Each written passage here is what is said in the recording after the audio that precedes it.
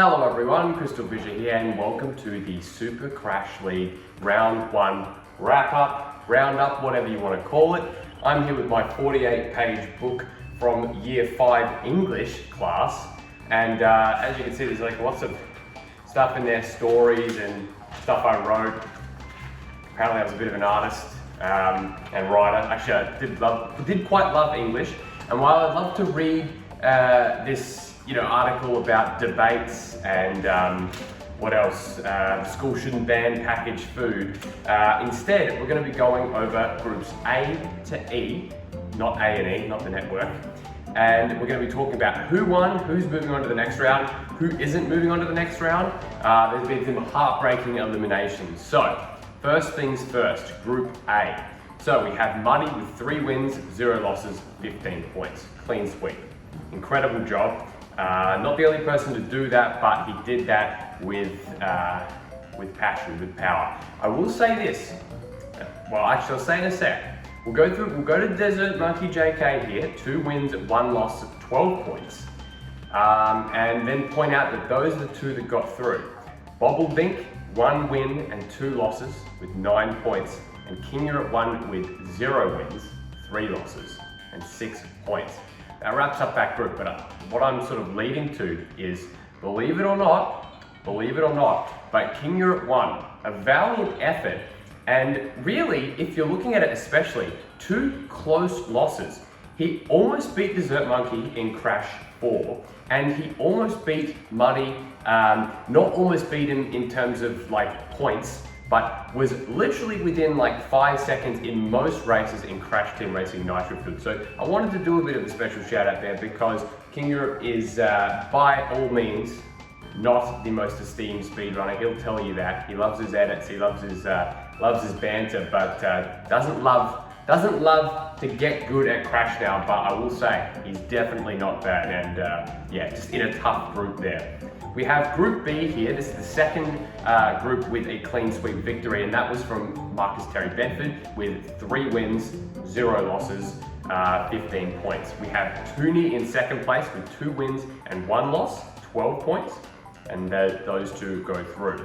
That leaves us with Yes Wally 1 with 1 win and 2 losses. This will be the first time he would have lost more than he's won in a tournament.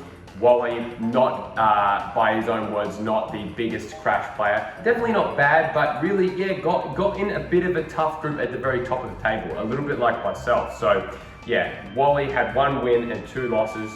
He lost to MTB, he lost to MTB and Tooney, and then he was able to beat Crosstown Express. And then Crosstown Express, you would have just seen the upload, didn't send the footage with the V.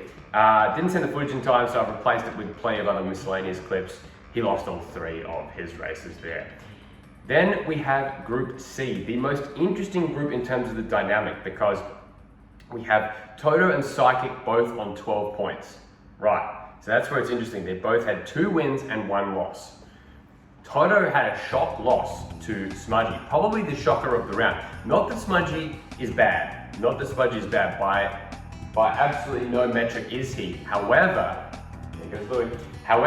what's interesting is that I don't think anyone expected Toto to get beat, much less in a Crash 1 race. Obviously Toto was great sportsmanship in the way that it basically went under time. So they went on and added on. So it could have been a void there, but he basically sort of took the loss, did very well. And so Toto and Psychic go through. Garth and Smudgy don't go through. Now, where this could have been very interesting would have been if Smudgy beat Garth, then it would have been another triple threat scenario because everyone would have beaten everyone. I believe that's how it would work. So because Smudgy would have beat Toto, Toto would have beat Psychic, and then Psychic beat Smudgy. Right, yes. So kind of disappointed that didn't end up getting into a triple threat scenario, but, 3-way dance. We use the ROH term, we don't use the doors banging. Yeah, I'm not triple threat. I'm gonna try to eliminate that terminology. That's a WWE term, they suck. So Group D, we actually had 3 clean sweeps. I didn't even realize this yet. Dr. Monkey Man with 3 wins. Right, 3 wins, 0 losses, Incredible. Sorry, geez, I don't know why I said that just 2. For some reason, it's actually group, because I wrote D there first. So A, B, D, C, E. Yeah, this is a messed up book. This is a messed up English book. So Dr. Monkey Man with 15 points. 3 wins, 0 losses. Mayo Doctor, another doctor. 2 wins, 1 loss, and that's 12 points. And then we had Danta missing out and Fantastic Grump so Danta got 1 win, 2 losses, 9 points, and Ellie 0 wins and 3 losses they got. So yeah, so that was 6 points with that. Then finally, Group E. My group, we have Yoga going through with, so myself, Yoga, and Lucas Bolton all had 2 wins and 1 loss. We all lost to each other, basically like one, it was like a circle like that, and we all beat Fraser, right? So Fraser ends up on 6 points. We then did a triple threat. Said it again, see, it's ingrained in the language, disgusting WWE verbiage is stuck in my brain. The 3-way dance that we had was, Yoga, Lucas, and myself. I lost, I got last place, Yoga got first place, Lucas got second place, so Lucas and Yoga go through. Essentially it was about 19 seconds in it, I believe, between me and Lucas. So very, very close race, but a lot of fun.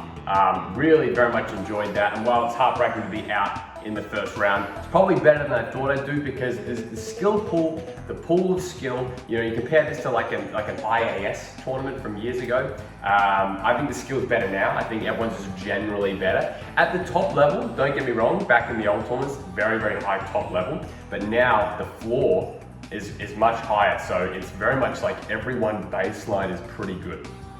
Back in the day, you'd have some absolutely horrendous players, being much younger. There you go, there goes the gate. So with that wraps up this. There we go. We have finished the round. Round 2 has begun. Angus has uploaded the draw. Still haven't seen Angus since the whole death triangle split, so hopefully we can work something out there. I have spoken to Fraser. Fraser does seem all good, but Nintendo 64 clearly still reeling from the end of Death Triangle. But I'm sure that story has not reached its conclusion yet. I'm sure this redemption has to be on the cards at some point. I don't know when. But in regards to that, we obviously, just another reminder, so the rounds are going through, everything's going really smooth. We're going to have the Shag and Wagon race, which would be round 2 eliminated people. We'll have round 3 Shag and Wagon as well. And then after that, once this tournament's over, hopefully it can be over, it can be done by, in the month of November. That's going to give us December to get prepared and get ready for Road to Spyro Kingdom and Spyro Kingdom. These are 2 massive events. Just because it says Road to Spyro Kingdom doesn't mean that it's that much lesser than Spyro Kingdom, because the Road to is going to have these massive matches. We're planning a special gimmick match based on a very, very popular television series. So think about what's been popular in pop culture lately, and you'll realize, there's a good concept for some races, coming up. So I'm very, very excited about Road 2 and Spyro Kingdom. And then, heading on into 2022, really with that, it's just a matter of time. We're getting closer and closer by the day. Can't say anything yet, but 2022 is slated to be probably ISGP's biggest year. It's going to be huge. But anyway, guys, thank you very much for watching this video. I hope you've enjoyed it. I hope you enjoyed a new setting in the background there. I've just put it on put my phone on a windowsill there. So yeah, finding creative ways to, not being at Nintendo 64's house, finding creative ways to do all these videos and stuff like that. Anyway, guys, thank you so much for watching. Goodbye and good night. Bang.